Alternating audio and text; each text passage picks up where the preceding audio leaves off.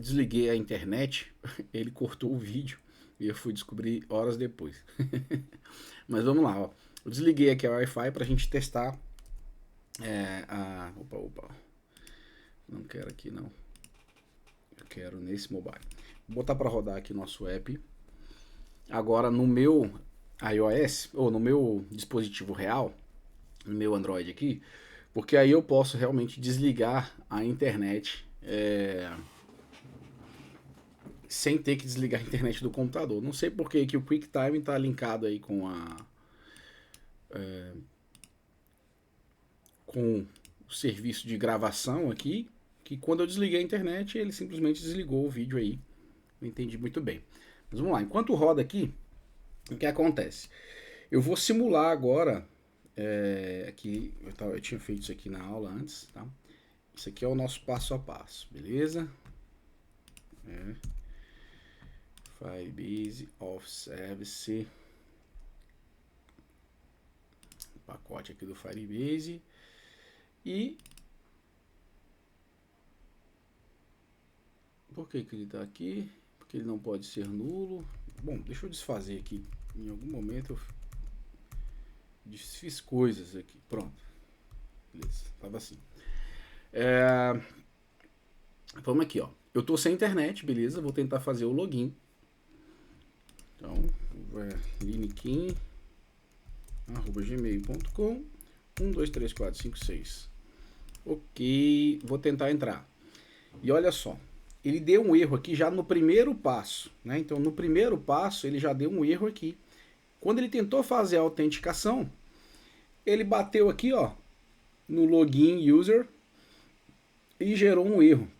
Então, on Firebase Auth Exception, quando deu um erro desse camarada aqui, eu tentei fazer isso, quando deu esse erro, gerou um código. Vamos descobrir que código é esse que está aqui.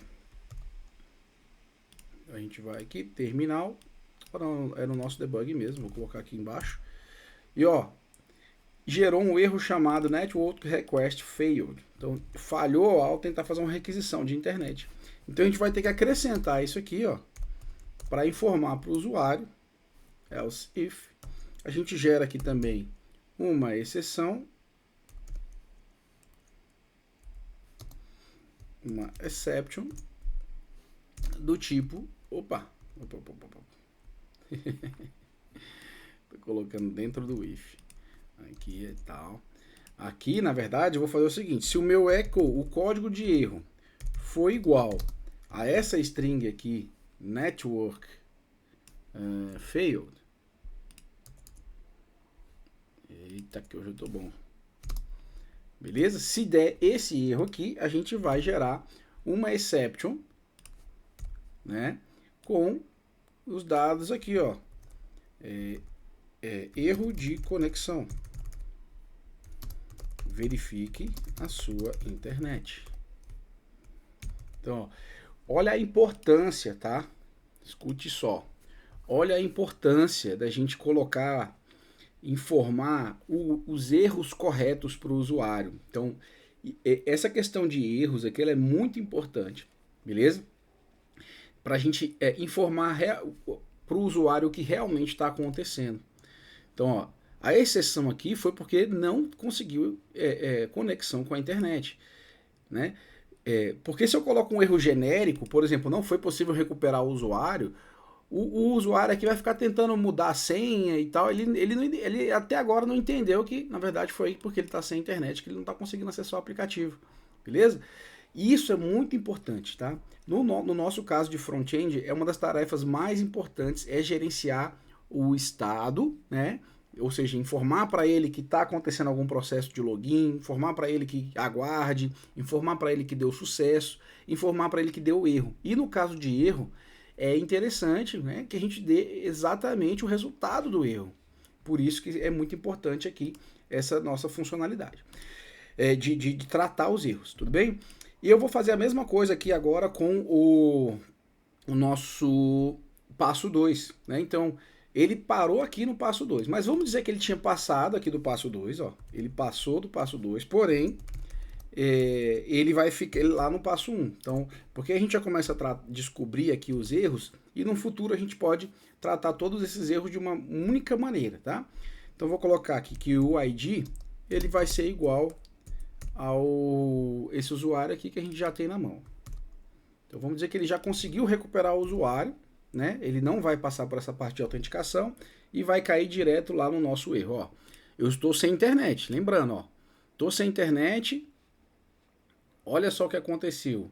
Ele recuperou aqui o usuário e ele conseguiu recuperar o usuário aqui. Por acaso, o Firebase manteve o usuário porque ele achou uma vez. Pelo que eu entendi, ele já achou. Vamos matar aqui o nosso app. Beleza? Deixa eu até desinstalar o aplicativo aqui. Eu tenho que depois descobrir isso. Parece que o Firebase Store, ele grava aqui. Uma vez recuperado o usuário, parece que ele já tem esses dados aí autenticados, né, no nosso Firebase. Uma vez autenticado, a gente já sabe que o usuário está ali. Então, para isso, a gente vai... Bora, filho. Põe para debugar aí. Aí, beleza.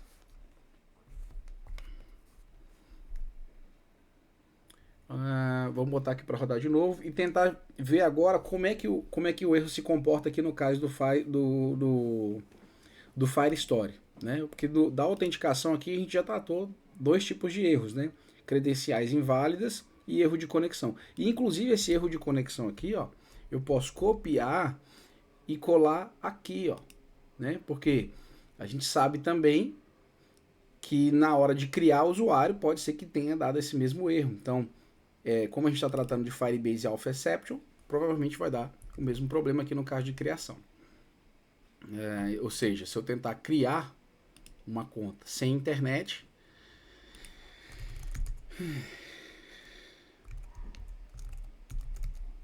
tem que ter 4 caracteres. 1, 2, 3, 4, 5, 6. 1, 2, 3, 4, 5, 6. Ó, tentei criar um usuário. Ó, erro de conexão, verifique sua internet. Beleza? Isso é a importância aqui da gente tratar os erros da forma correta. A gente não tinha tratado isso aqui antes, né? Ele provavelmente ia dar um erro genérico aqui. Voltando lá no nosso erro do Firebase, vamos tentar fazer o login agora. A gente está logando fake, né? Então, a gente criou aqui como se a gente já tivesse logado fake. E a gente vai tentar botar aqui o linekin@gmail.com 1, 2, 3, 4, 5, 6. Então, ó, tentei logar no nosso app a primeira vez e ó, ele caiu aqui em um erro. Então, mas vamos descobrir esse erro, né? Aqui, vamos pegar o erro, né? Então, o erro tá aqui. Ixi, ele não consegue. De vez em quando dá esse problema aqui. O código. Qual é o código do erro, né? Code. Não está avaliado. Né? Mensagem. O serviço corrente está indisponível, né? This is a most likely transition condition. This may be correct retry with callback. Bom, você viu que diferente do Authentication, o erro do Authentication identificou que ele estava sem conexão. Aqui ele diz que o serviço do Firebase ele não está disponível. Né? Então o que a gente pode colocar aqui como mensagem? A gente pode colocar aqui o seguinte, ó. Se o nosso error.code não tem. Eu vou tratar os nossos erros igual a gente tratou lá no nosso Authentication, tá? Diferente aqui, ó. Olha o que a gente está fazendo de diferente, ó. No nosso auth service, a gente, ao invés de tratar aqui com then depois, ó, né, ou on error, em vez da gente tratar on error aqui, a gente fez a requisição e no final do try a gente colocou assim, ó, on, quando der uma exceção do tipo Firebase Exception, faz essas coisas. Se der um erro de qualquer outra história, faz essa aqui. Então eu vou repetir esse nosso serviço usuário, serviço corrente não está disponível, parará. Então ele colocou de outra forma aqui. Vamos ver se... Eu vou retirar tudo isso aqui, colocar só ponto e vírgula no final. Então, o nosso erro agora aqui vai dar tudo certo, beleza? E aí, antes de dar esse catch aqui, eu vou fazer o seguinte. On error Firebase, Firestore. Vamos ver se tem um Firebase Exceptions. Então, ó, Firebase, Firestore, Firestore. Vamos ver se tem um Fire Exception. Ó, tá vendo que o Firebase Alpha, ele tem um Firebase Alpha Exception. Então vamos tentar pegar esse, quando der erro do Firebase, né, cat, ele vai pegar aqui e trazer esse erro nessa informação aqui. E primeiramente eu vou só printar esse erro para tentar entender como é que é o formato dos erros aqui que ele me passa, tá? Vou tentar fazer login, ó, tentou fazer a conexão aqui, não deu erro.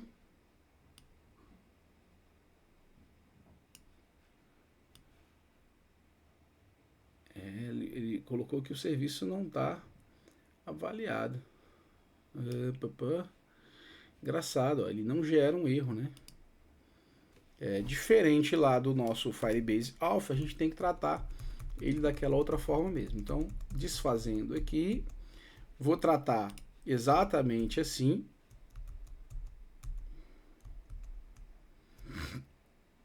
Trace error. Vamos lá de novo, não tem problema não, que a gente tem tempo para isso. Collection, vou tentar fazer a conexão, gerou um erro. Então eu tenho dois dados aqui, eu tenho erro e stack erro, né? Stack erro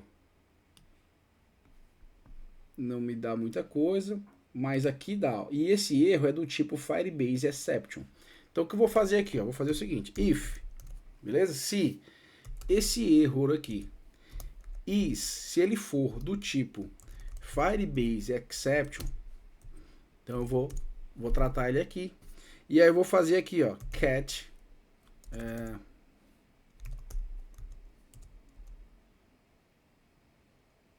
Deixa eu dar continuar aqui, porque não vai adiantar. Vamos colocar um fluxo aqui.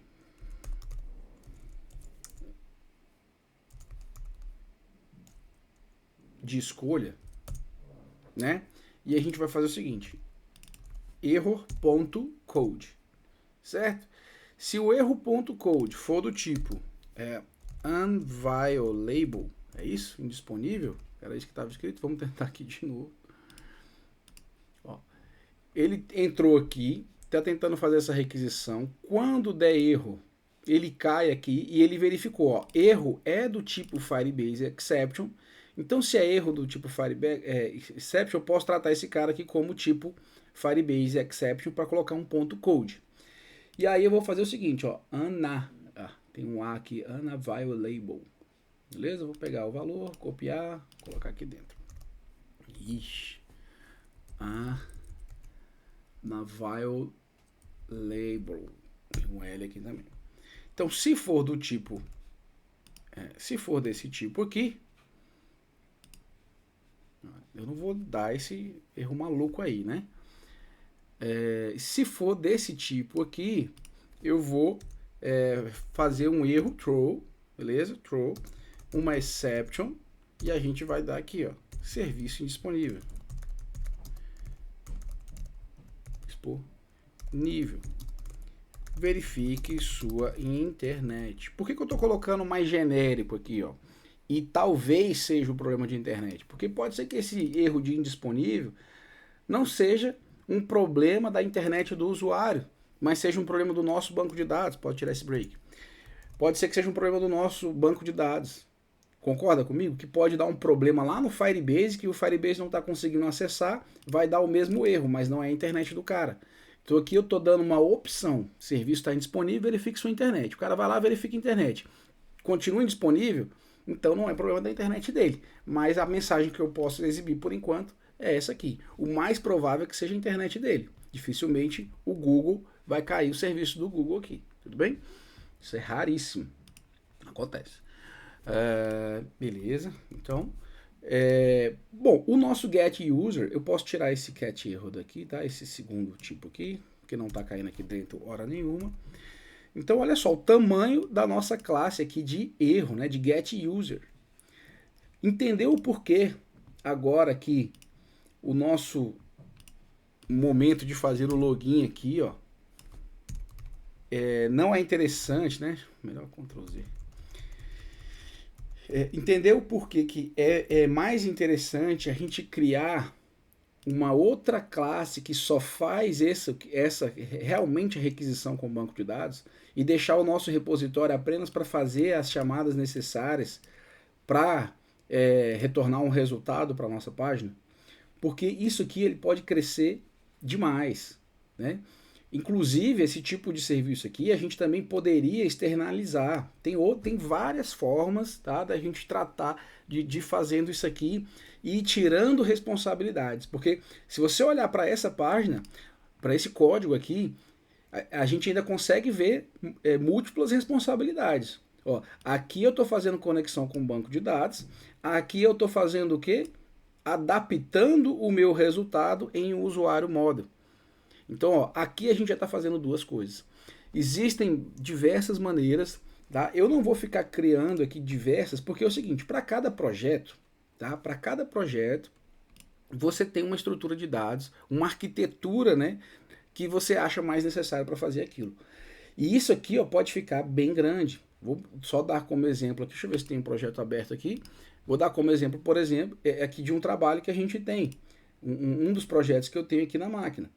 Ó, eu vou pegar um módulo qualquer aqui, por exemplo, de lições, e você vai ver aqui que, olha, ele só tem 4 pastinhas, bem parecido com a nossa lá, ó. Um presenter, que a gente está chamando lá de pages, um domínio, e aqui a gente tem coisas aqui dentro referente a lições.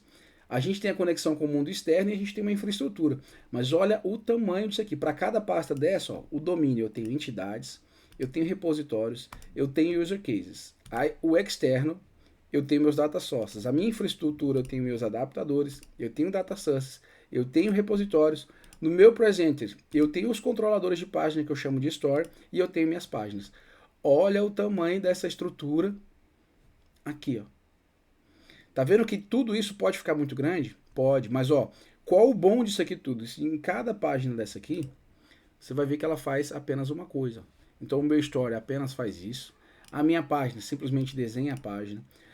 O meu repositório, geralmente ele é pequenininho, ele só faz uma coisa, ó. Então, ó, get attachments, pegue anexos, ele só faz isso aqui. O meu data source, ó, apenas uma linha, que aqui é a interface. O meu adaptador, aí sim meu adaptador tenta transformar um from map em um from JSON, diferente, tá? O meu externo vai lá e ó, só faz conexão com o mundo externo. O meu use case, ele também só tem aqui são regras de negócio. Então você vai ver que para cada classe dela, ela só faz uma coisinha. Beleza? E aqui é só o modelo, ó, só o modelo, não faz mais nada a não ser criar o objeto modelo. Ó. Aqui só cria o modelo e acabou, né? O meu domínio, né? Então, você entende que quanto mais eu vou criando uma estrutura individual, né, que segue os modelos ali do Solid, maior vai ficando aqui a minha interpretação. Eu vou ter que interpretar tudo o que acontece aqui, ó. Então, isso aqui já é um nível bem avançado. Para o nosso projeto, cara, o nosso projeto é simples. Então, dificilmente, certo? Dificilmente vai chegar algum momento que a gente vai precisar falar assim, não, vamos trocar o nosso banco de dados.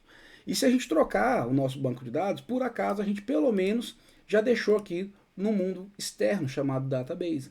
Então o nosso repositório vai continuar fazendo autenticação e vai continuar chamando o database, não importa qual seja ele.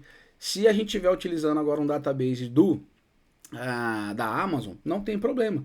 A gente vai chamar um get user database Amazon, a gente só vai pedir para ele que ele entregue de volta para mim um user model. E aí o Amazon vai se virar para me entregar algo parecido com isso, um future user model ou um erro se der erro, tá bom?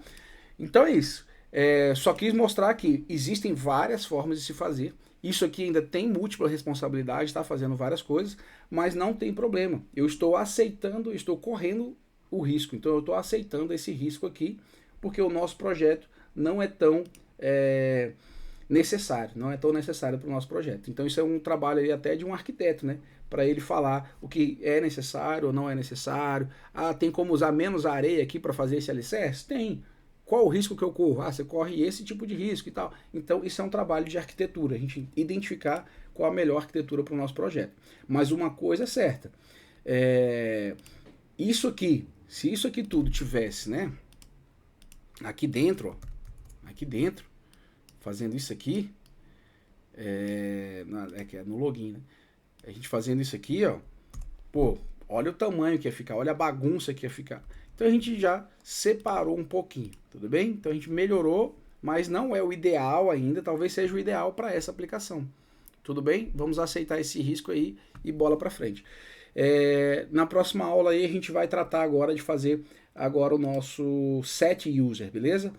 A gente fez aqui o get user, que é no caso de recuperar o usuário após um login, e na próxima aula a gente vai fazer aqui a implementação do set user do nosso create login.